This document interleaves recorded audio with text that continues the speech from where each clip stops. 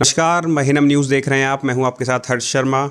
जिले बुलंदशहर के गांव धुमेड़ा से आज हम बातचीत करने के लिए लॉर्ड कृष्ण पब्लिक स्कूल के प्रबंधक के साथ मौजूद हैं। जितेंद्र अहलावत जी, वो इस बार चुनावी मैदान में जिला पंचायत सदस्य के चुनाव में आप लोगों के बीच आ रहे हैं, तो उन्हीं से हम जानेंगे कि वो किन मुद्दों के साथ जनता के बीच आ रहे हैं और जनता अगर उन पर भरोसा करती है तो वो क्या काम या उनकी क्या पहल रहने वाली है जनता के लिए, उन्हीं से जानेंगे। तो नमस्कार सर, महीनम न्यूज़ की तरफ से आपका बहुत बहुत धन्यवाद कि आपने हमें अपने कीमती समय में से थोड़ा समय दिया। सबसे पहले आप अपने बारे में और अपने पारिवारिक पृष्ठभूमि के बारे में थोड़ा बताइए। देखिए, किसान आदमी हैं हम और एक छोटा मोटा विद्यालय है हमारा लॉर्ड कृष्णा पब्लिक स्कूल। पिछले 10-12 साल से हम इसी को ही चला रहे हैं। अब चुनाव आ रहे हैं, लोगों ने बोला कि भाई चुनाव लड़ा जाए, लोगों को फोर्स किया। मैं चलो देखते हैं, लोग बाग कह रहे हैं जनता फेवर में है, तो चुनाव लड़ने में मेरे हिसाब से कोई आपत्ति या दिक्कत नहीं। जी, तो अगर मैं आपसे पूछूं सीधे कि किन मुद्दों के साथ आप जनता के बीच में जा रहे हैं या कौन सी ऐसी समस्याएं अभी जनता के बीच में हैं जो आप सॉल्व करना चाह रहे हैं या जिनका आप हल जनता के लिए करेंगे? शिक्षा और बेरोजगारी, यही दो मेन मुद्दे हैं समाज में। अगर देखा जाए अक्सर तो शिक्षा और आपका बेरोजगारी, ये दो मुद्दे हैं, अहम मुद्दे हैं, जिसकी वजह से समाज विफल है, कमजोर है, पीछे है और काफी परिवार से जो दरिद्रता या वैसे समस्याओं का सामना कर रहे हैं। इसमें शिक्षा है, हम जो पहला अपना आकर्षण केंद्र रखना चाहते हैं, शिक्षा का रखना चाहते हैं। हमारा विद्यालय है, हम 8th क्लास तक विद्यालय निःशुल्क कर रहे हैं। फीस शुल्क विद्यालय बिल्कुल निःशुल्क रहेगा ताकि शिक्षा को और गार्जियंस और पेरेंट्स को प्रोत्साहन मिले और थोड़ी जागरूकता बढ़े। दूसरा, अभी हमने बताया था कि शिक्षा और बेरोजगारी। बेरोजगार आजकल देख रहे हैं आपकी बाहर युवा वर्ग जो है सड़कों पर घूम रहा है, सही से उन्हें जॉब वगैरह क्रिएट नहीं हो रही है। तो उस कंडीशन में कि कंप्यूटर लाइब्रेरी बनाने का विचार है जो बिल्कुल लगभग फ्री रहेगी, उसमें कोई चार्ज नहीं लिया जाएगा। युवा वर्ग आए, अपनी किसी भी कंपटीशन की या किसी भी प्रकार की तैयारी करे या अपनी पढ़ाई एजुकेशन से संबंधित पढ़ाई करे, उसमें हमें या किसी को कोई दिक्कत नहीं होगी और वो निःशुल्क रहेगी। बिल्कुल कोई पैसा किसी से नहीं लिया जाएगा।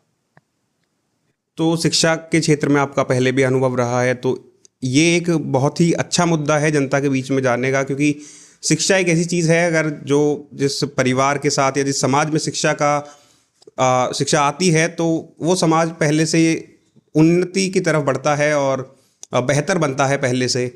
तो शिक्षा जो मुद्दा है ये काफ़ी अच्छा मुद्दा है। और दूसरी चीज़ बात करें कि चाहे हमारा केंद्र सरकार का कोई भी नेतृत्व हो या राज्य सरकार का कोई भी नेतृत्व हो, उनकी पहल और उनका जो ध्यान है, बहुत सारी स्कीम्स चलाई जाती है इस चीज़ को लेकर कि युवा सशक्त बने, युवा शिक्षित हो और साथ ही साथ गांव में शिक्षा पहुंचे। शिक्षा जैसे पहुंचेगी तो रोज़गार बनेगा और साथ ही साथ कौशल विकास की योजनाएं भी चलाई जाती हैं सरकार द्वारा।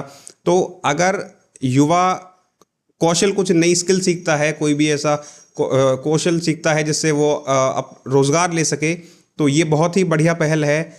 ये जितेंद्र अहलावत जी के विचार हैं शिक्षा और रोज़गार पर।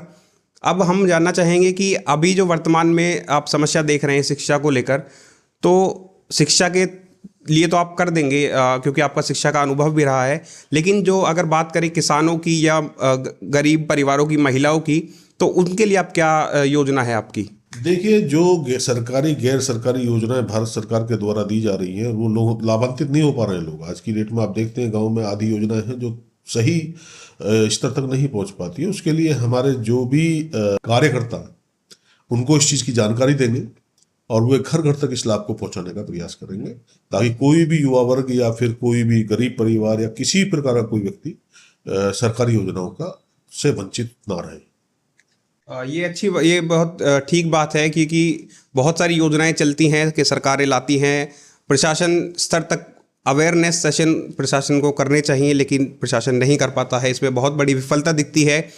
और अगर कोई समाज सेवी या ऐसा कोई व्यक्ति जो समाज के लिए कुछ भला सोच रहा है, वो अवेयरनेस सेशन या जागरूकता अभियान चलाकर उन योजनाओं को धरातल पर उतार सकने के लिए आगे आ रहा है, तो डेफिनेटली एक अच्छी बात है। और अब बात करें किसान की, क्योंकि ये जो बेल्ट है यहाँ पे ज़्यादातर लोग खेती करते हैं और किसान वर्ग बहुत यहाँ पर है। तो किसानों के लिए स्पेसिफिकली क्या काम आप अपनी करेंगे इस? जैसे कि आप किसान सम्मान निधि और भी बहुत सारी योजनाएं हैं जो भारत सरकार के द्वारा नीचे पहुंचाई जा रही है, लेकिन उससे लाभान्वित नहीं हो पा रहे हैं किसान भाई। तो उनको घर घर तक जागरूक किया जाएगा ताकि इन योजनाओं का लाभ उठाया जाए। और हम जब खड़े हुए हैं तो किसानों को, भाइयों ये हमारे भाई हैं, इन्हें क्या दिक्कत है, ये कभी भी मिल सकते हैं, कभी भी आ सकते हैं, कभी भी जा सकते हैं। और किसी प्रकार की प्रॉब्लम है उसका समाधान तुरंत कराने का प्रयास किया जाएगा ताकि हम सब एक साथ रहें, आगे बढ़ें, आगे चलें। जी, तो जैसे बात करें कि अगर कोई व्यक्ति आपके क्षेत्र का अगर आपसे मिलना चाहता है या कोई समस्या आपके पास लेकर आना चाहता है, तो जनसंपर्क के लिए क्या माध्यम उपलब्ध रहेगा?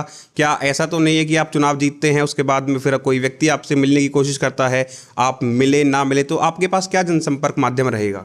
विद अवेयरनेस 24 घंटे अवेलेबल रहेंगे और कभी भी आदमी हमसे, कोई भी किसान भाई या कोई भी कार्यकर्ता किसी भी प्रकार से हमें कभी भी मिल सकता है। उसके लिए कोई टाइमिंग नहीं होगी। ठीक है। तो आप सुन रहे थे जितेंद्र सिंह अहलावत, जो कि लॉर्ड कृष्ण पब्लिक स्कूल के प्रबंधक हैं।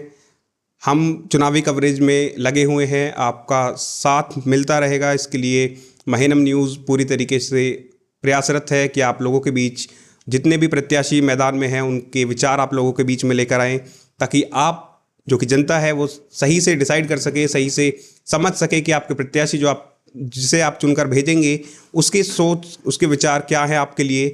तो आप देख रहे थे महीनम न्यूज़। धन्यवाद।